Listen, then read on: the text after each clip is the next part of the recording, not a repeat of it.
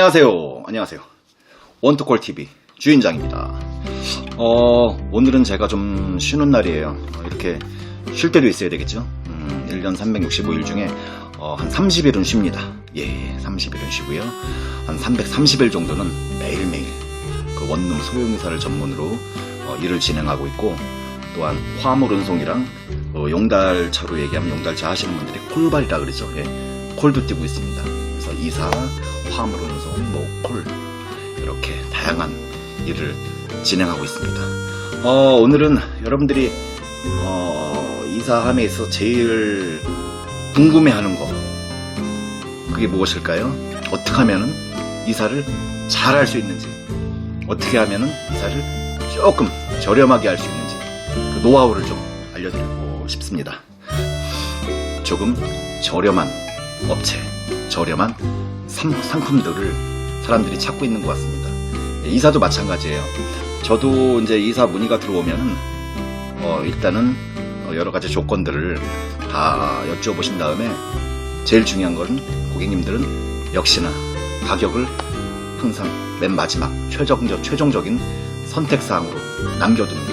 그만큼 요즘엔 그 가격 경쟁력이 있어야 자영업자도 살아남고, 또 가격 경쟁으로 조금 더 저렴하게 할 수 있는 방법들을 고객님들이 많이 찾으시는 것 같아요. 그래서 오늘은 어떻게 하면 이사를 잘 할 수 있는지, 거기에 플러스 알파 좀 저렴하게 할 수 있는지 원룸 소형이사의 관점에서 말씀드리도록 하겠습니다. 네, 여러분들은 그 다음 달에 이사 계획이 있다.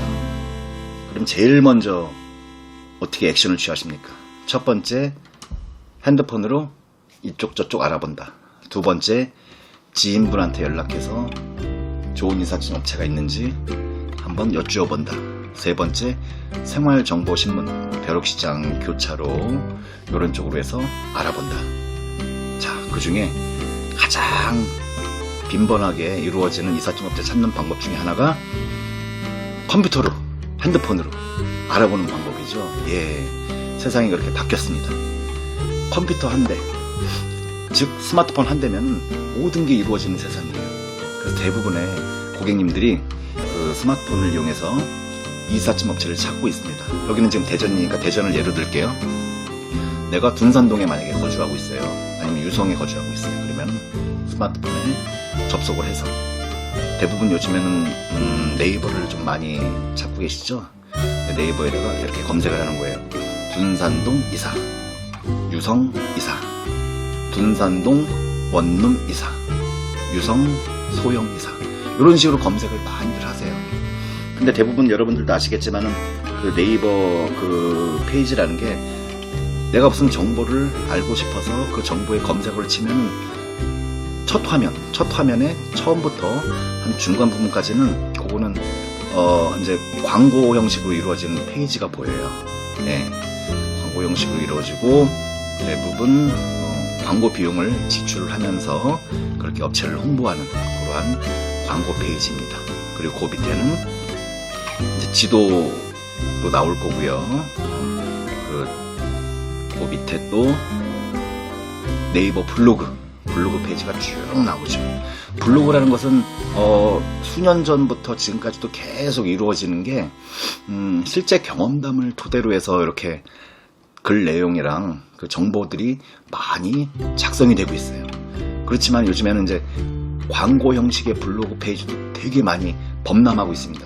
물론 네이버에서도 알고는 있어요. 그렇지만은 그거를 특별히 제재를 한다거나 그러진 않습니다. 예, 그래서 블로그 페이지도 그 광고 형식의 페이지가 있고, 아니면 저처럼 직접 그 이삿짐 업체 그 사장님들이, 아니면 이삿짐 업체에 근무하시는 직원분들이 직접 글을 쓰고 정보를 올리는 그러한 블로그 페이지도 있습니다. 자, 이거는 확실합니다, 여러분. 여러분들이 보시고 계신 이삿짐 업체 블로그 중에 80%는 광고입니다. 네, 이거는 팩트입니다. 물론 이삿짐 업체 블로그 내용뿐만 아니라 꽃집, 컴퓨터 리뷰, 핸드폰 리뷰, 여러 가지 다양한 업종의 블로그 페이지들 중에서도 거의 50% 이상은 거의 다 광고 형식으로 이루어진 블로그 페이지임을 제가 말씀을 드리고요. 자, 생각해보세요, 여러분. 여러분이 개인적으로 블로그를 하고 있어요. 나는 맛집에 대한 리뷰 블로그를 하고 있어요. 취미 삼아서. 근데 여러분들이 오늘 이사를 너무너무 잘한 거예요. 너무 대만족이에요, 이거는. 100%가 아니라 200% 대만족이에요. 그래서 그 이사 현장을 여러분들이 직접 사진을 찍고 동영상을 촬영을 하고 그거를 시간을 내서 여러분 블로그 개인 페이지에다가 올리시는 분들이 과연 몇 명이나 될까요? 100명 중에 1명 정도 될까요? 거의 없다고 봐야죠. 예를 들어서 저 같은 경우 제가 무슨 그 짜장면을 시켰는데 너무너무 맛있게 먹은 거예요. 먹기 전부터 막 짜장면 사진도 찍고 단무지 사진도 찍고 뭐 국물 사진도 찍고 포장 상태도 찍고 서비스로 온 귤 한 조각도 찍고 그래서 제 개인적인 블로그에 올린다? 물론 그러시는 분들도 계시겠지만 저는 굳이 그렇게 할 것 같지 않아요. 예. 물론 배달의 민족이나 요기요에 내가 글 몇 줄, 사진 몇 장을 후기를 올릴 수는 있어요. 그리고 뭐 지마켓, 11번가 쿠팡 이런 데다가 제가 물건을 사갖고 물건에 대한 후기를 뭐 몇 줄 이내, 10줄 이내로 사진 한두 장 첨부해갖고 그렇게 올린 적도 있고 그렇게 하시는 분들도 많아요. 그렇지만 이 블로그 페이지에다가 천자, 이천자의 글을 쫙 적어서 사진과 동영상을 편집해서 스티커를 집어넣어서 내 페이지 한 페이지에 다른 업체를 홍보해준다? 그거는 광고 아니면 그렇게 하는 사람이 거의 없다고 봐요. 예. 첫 번째 이사를 잘하는 방법 중에 하나는 내가 여러 가지 정보를 앱으로 이거는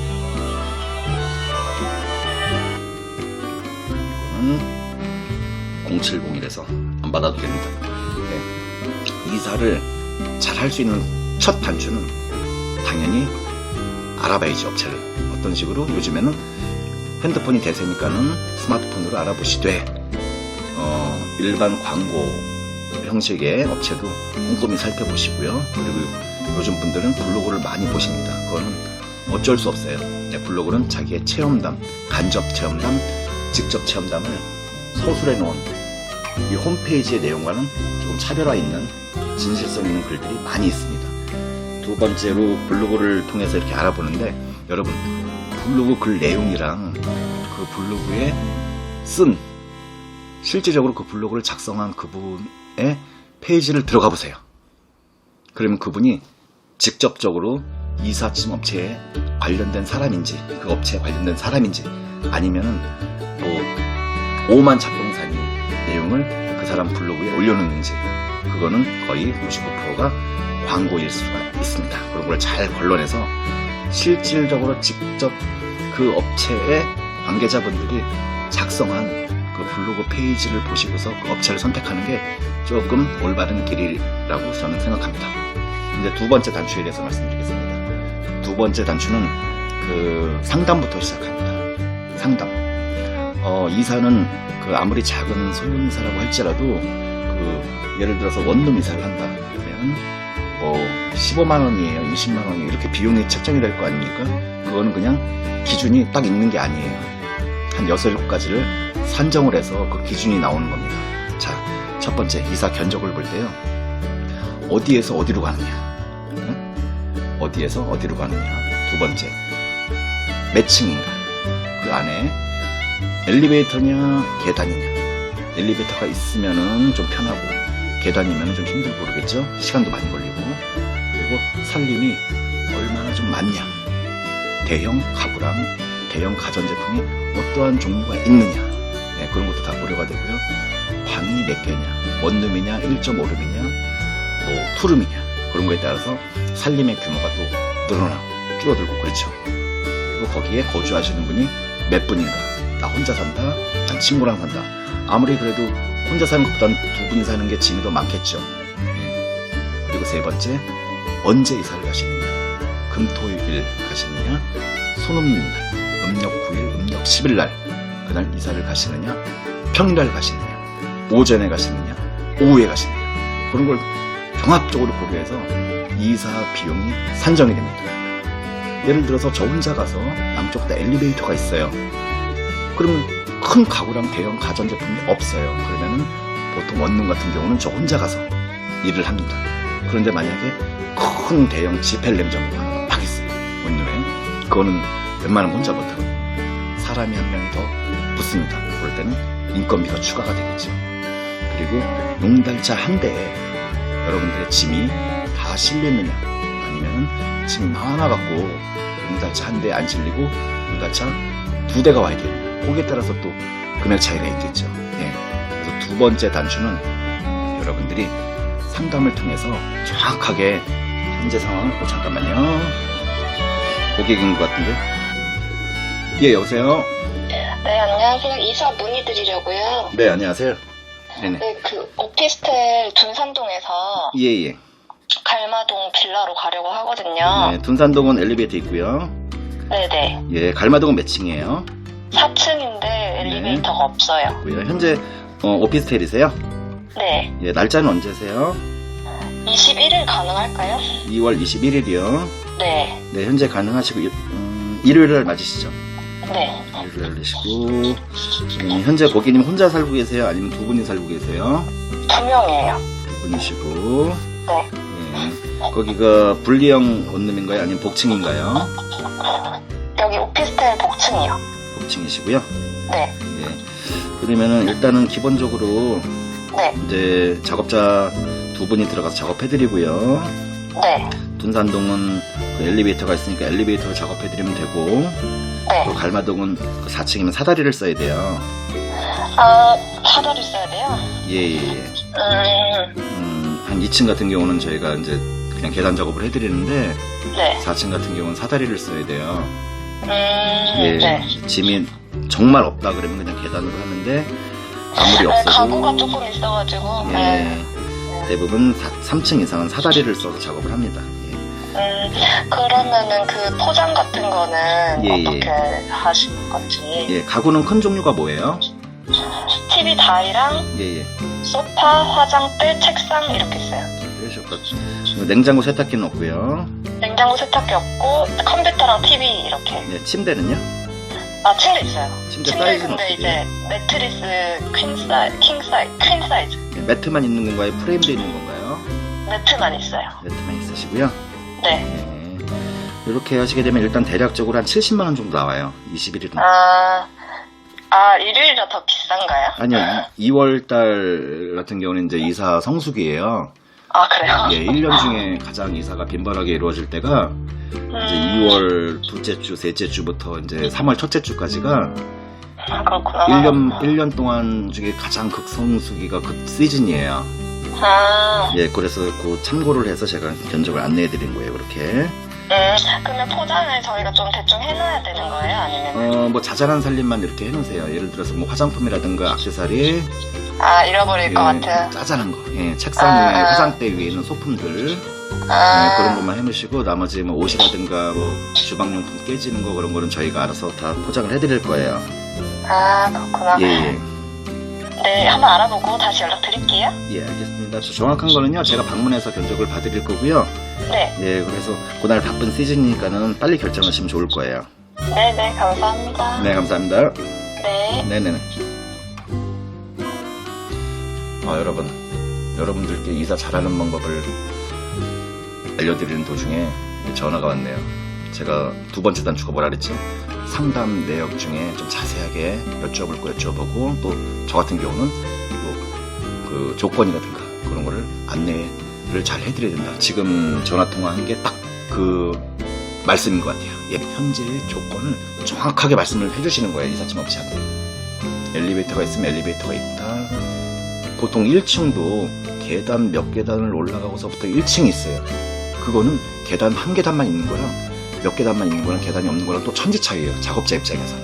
모든 걸 들고 날라야 돼요. 예. 그런 부분까지도 소상하게 말씀을 해주시면 견적을 볼 때 이사 비용이 책정이 될 때 조금 더 중요한 자료로서 활용이 잘 될 수가 있어요. 두 번째 단추는 여러분들의 현 상황, 가구 종류, 가전제품의 종류, 엘리베이터, 계단 유무, 사다리차가 되는지 안 되는지 그런 부분을 잘 말씀하셔야 이제 이사 잘하는 방법의 두 번째 단추를 끼우시게 됩니다. 자, 여러분들은 그렇게 해서 이삿짐 업체와 상담을 하고 계십니다. 꼼꼼하게 말씀해 주셨죠? 예. 자, 그러면은 예를 들어서 비용이 20만원짜리가 있고 25만원짜리 이사가 있어요. 그런데 나는 내 예산은 한 20만원 정도로 아끼고 싶어요. 그럴 경우는 이렇게 한번 해보세요. 여러분들이 짐을 짜잘한 살림을 다 이렇게 포장을 좀 해놓으세요. 예. 쇼핑백이라든가 비닐백, 조그만 박스 같은 것을 구해다가 이렇게 잔살림, 예를 들어서 여성분들 같은 경우는 화장대 위에 있는 뭐 화장품이라든가 액세서리 그런 거를 막 쇼핑백에다가 이렇게 잘 담아 놓으시고, 주방에 뭐 일회용품 나무젓가락, 뭐 쿠폰, 뭐 일회용 잡동사니들 그런 것도 이렇게 한쪽으로 잘 모아서 비닐백 등에다가 이렇게 싸놓으세요. 그러면은 이사하시는 분들은 그거를 잘 담아다가 바구니랑 박스에 잘 담아서 이렇게 이동하면 시간이 좀 절약이 됩니다. 이사 비용 중에 이사 비용을 책정할 때 이 시간도 뭐 2시간이 걸릴지 3시간이 걸릴지 4시간이 걸릴지에 따라서 비용이 조금씩 낮아질 수가 있어요. 여러분들이 하실 어려운 거 없잖아요. 예. 만약에 이 책상에 내 집을 이사를 해야 돼요. 이 워터콜 주인장의 집을 이사를 하면은 이 위에 있는 요 짜잘한 물건들, 이런 거 있잖아요. 여러 가지 뭐 이런 소품들, 뭐 이런 소품들, 이런 거를 잘 담아 놓으세요. 그리고 컴퓨터가 있으시면 컴퓨터 선 같은 거 이렇게 뽑아 놓으시고, 그러면 이사하는 시간이 좀 단축이 되니까 아무래도 이삿짐 업체 사장님들이 그런 것도 감안해서 비용을 조금 절감해 주실 수 있을 거예요. 네네. 자, 그렇게 해서 여러분들이 이삿짐 업체를 확정을 지었어요. 네, 나는 이 업체랑 이제 이사를 해야 되겠다. 자, 이삿날이 다가왔습니다. 여러분들, 제일 중요한 것은 지금부터예요. 어느 업체든지, 어느 이삿짐 업체 직원분들이든지 그분들도 여러분들과 똑같은 사람이에요. 네, 그 사람은 힘든 일을 한다고 해서 나는 돈을 준다고 해서 내가 갑이 아니에요. 그리고 저도 당연히 이삿짐 업체 사장이지만 저도 갑이 아니에요. 동등한 입장에서 이사를 하는 거예요. 저는 가장 실망했던 것 중에 하나가 요즘에 어느 인터넷 사이트에서 그 어느 업체의 그 광고 문구를 봤어요. 거기에 우리 업체는 절대 뭐 추가 요금을 요구하지 않는다. 밥을 사달라고 얘기 안 한다. 뭐 이러한 내용들이 기술이 되어 있는 거예요. 물론 견적을 볼 때 정확하게 상담을 하면은 추가 요금이 발생이 될 수가 없습니다. 예. 하지만은 이사라는 게 변동이 너무 심해요. 예를 들어서 4층인데 우리가 사다리차로 계약을 했단 말이에요. 사다리차. 근데 막상 그 집에 가니까는 사다리차가 되긴 돼요.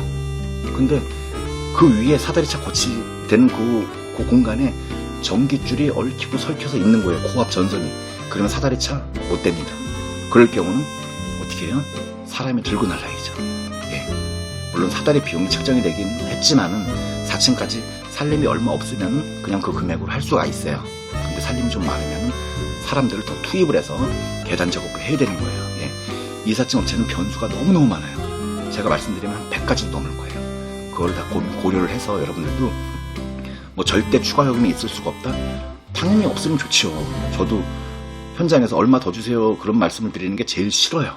예, 하지만은 이사는 사람이 하는 거고 변동이 생길 수가 있다는 것을 알고 계시고요. 그리고 밥을 사달라고 하진 않는다, 자기네 업체는. 저는 개인적으로 그건 반대예요. 저는요, 예를 들어서 이사하시는 주체가 이제 뭐 젊으신 분이든 중년분이든 노인분이든 어르신분이든 저는 막 대놓고 그래요. 어머니, 목말라, 물 좀 갖다 줘. 이렇게 저는 그래요. 예. 자, 왜 제가 그러는 줄 아세요? 이사는, 여러분들, 이사는 소통입니다. 커뮤니케이션이에요. 그래야 원활하게 잘 됩니다. 예전에 20년, 30년 전 이사는요, 정말로 밥도 해먹였어요. 응? 그리고 담배도 사주고, 물은 뭐 당연한 거고요. 커피도 당연한 거고.